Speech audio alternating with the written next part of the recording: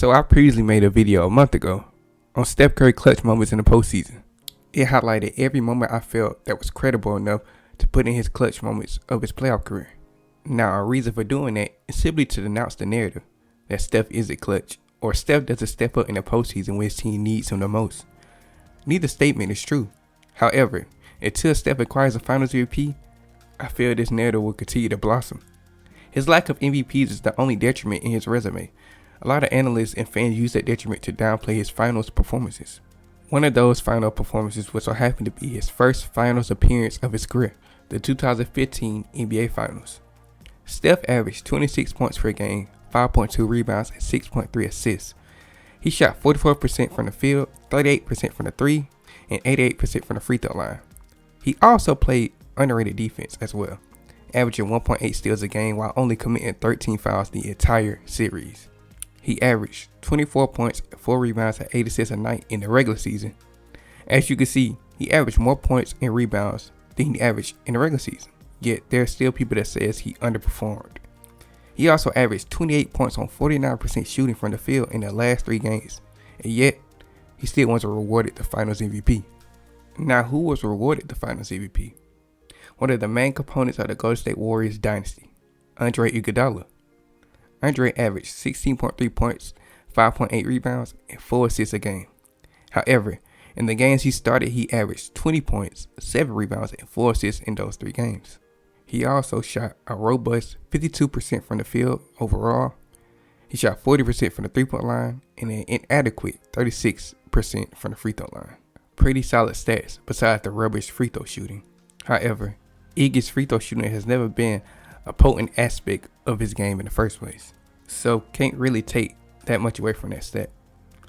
A lot of Andre's Finals MVP hype came after he consistently played defense on LeBron James within that series.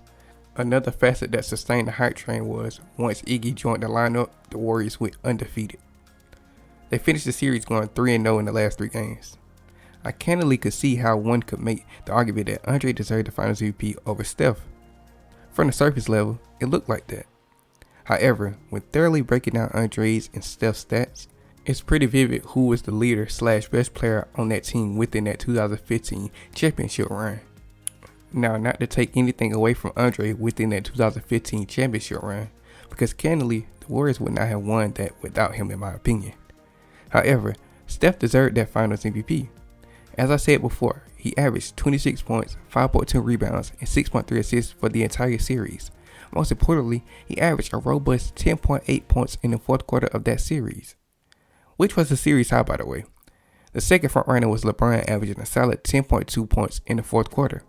Now keep in mind, LeBron led the entire series in minutes played, essentially stating that he averaged more minutes than Steph, and Steph still averaged more points in the fourth quarter. Also, LeBron averaged 9 more points in a game than Steph and had a high usage rating, and Steph still averaged more points in the fourth quarter. I want you to also keep in mind that Steph averaged 10.8 points in the fourth quarter while being double teamed the majority of the series. I mean, that's pretty good. But while being double teamed, this led to his teammates getting a lot of open shots and a lot of open lanes to the rim. One of those teammates would so happen to be the Finals MVP himself, Andre Iguodala. Now, when comparing Andre and Steph's stat line and impact on the game, both are pretty exceptional. However, Steph's impact on the game was monumental this series. The numbers don't really show the impact, however, when watching the games, you can vividly see it. You can see just how easy Steph makes it for his teammates just by being on the floor. Iggy was a recipient of that impact. As I stated earlier, Iggy averaged 16.3 points along with 5.8 rebounds and 4 assists a game this series. He shot pretty efficient as well. Not to take anything away from Iggy's offensive skills, but a lot of those shots were wide open. I mean, just look at this possession. That's a practice shot for him. Again, another practice shot. This comes from the gravity that Steph places on the defense. Now, while being able to create for others from being consistently double teamed, Steph still managed to lead his team in scoring. He averaged more points and assists than Andre, who won the Finals MVP, while being the clear target of the opposition's defensive game plan. And another stat to look at is the Warriors were a -15 when Steph was off the floor, and a +34 while Steph was on the court. But offensive side, let's indulge into the defense side of the ball. I think most would say that's the side of the ball that won Andre Iguodala the Finals MVP. Now don't get me wrong, Iggy played sensational defense on LeBron. However, LeBron still averaged 35.8 points a game along with 13.3 rebounds and 8.8 assists. Yes, Andre was LeBron's main primary defender. However, there were many double teams thrown at LeBron within that series, even while Andre was defending him, and not to mention the help side defense that was in place. LeBron's shooting percentages was down this series. He only shot 40% from the field overall. Andre definitely plays a massive part in that, but a lot of that was based on the fact that LeBron was basically the only shot creator on that finals team after Kyrie's injury. J.R. Smith can occasionally create his own shot, but he didn't have the greatest series. He averaged 11.5 points per game along with 4.3 rebounds and an assist. He only shot 31% from the field, 29% from the 3-point line, and 60% from the free throw line. So yeah, as you can see, he wasn't that consistent. That led to LeBron taking a lot of tough shots due to the lack of spacing on the floor. Again, can't take anything away from Andre, who did a marvelous job on LeBron when defending him. But context definitely matters. For instance, LeBron in the 2007 NBA Finals shot an abysmal 35% from the field overall, also shot 20% from the 3-point line and 69% from the free throw line. Now he still averaged 22 points a game along with 7 rebounds and 7 assists, but obviously by the percentages you can see he didn't shoot the ball that well. Reason for that is a lot similar to 2015 Finals. His second option was injured. Larry Hughes and LeBron were the only consistent shot creators / shot makers on that team. With him being injured, forced LeBron into a bad position. He had to take a lot of bad shots just like the 2015 Finals in order to make things happen for his team, and that's not really his game. Although he could be streaky at times, his inability to consistently make those shots showed up in his field goal percentages. Now does that take away from Andre's defensive efforts? Of course not.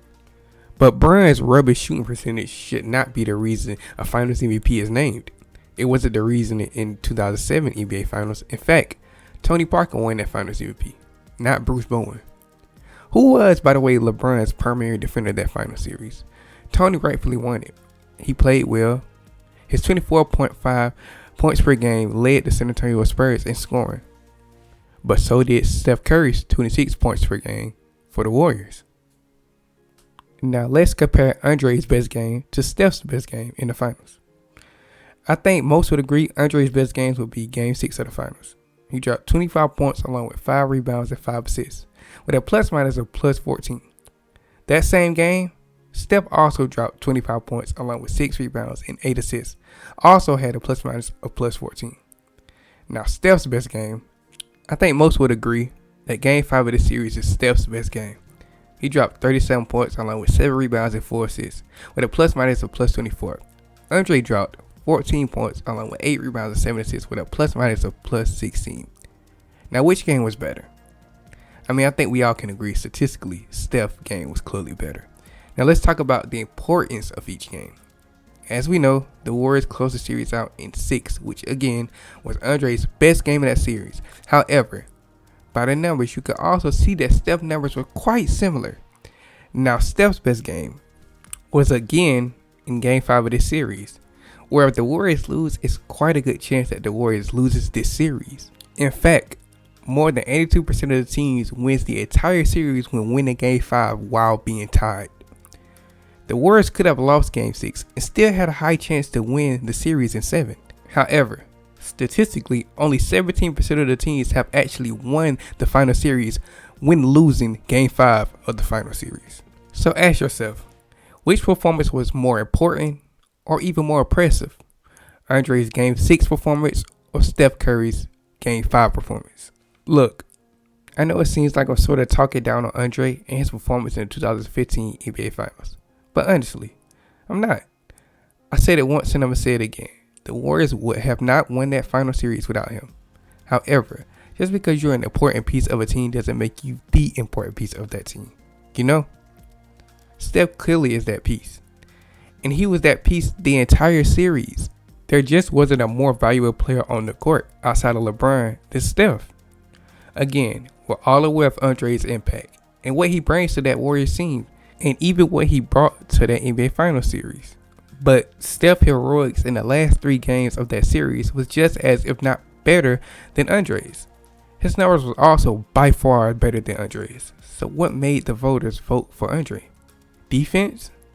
He played excellent defense on LeBron, but as I stated earlier, LeBron's low shooting percentages come from him shooting the ball at a high clip due to not having a legitimate second option. And as I said before, it's not like Steph was a slouch on defense. He did average 1.8 steals a game in that series. So if it isn't two-way play, what was it? The heat of the moment. That's what it was. I can see how voters could vote for Andre when the Warriors going 3-0 when him being placed in the lineup. However, there's nothing that Andre did better than Steph other than guard LeBron. Steph had to carry that Warriors team on his back on the offensive end, especially in the last 2 games due to Andre being hacker-shacked by the Cavs. Andre went 9 out of 21 from the free throw line in the last 2 games of that series. And again, not to mention the amount of shots Steph created for his teammates in that series alone. And to think, Steph didn't receive a single vote for the Finals MVP. A single vote. You're telling me there wasn't even one voter who thought that Steph deserved a vote? That's insane to me. But again, I don't know how Steph didn't win that Finals MVP, but who knows? He might get another chance to acquire one.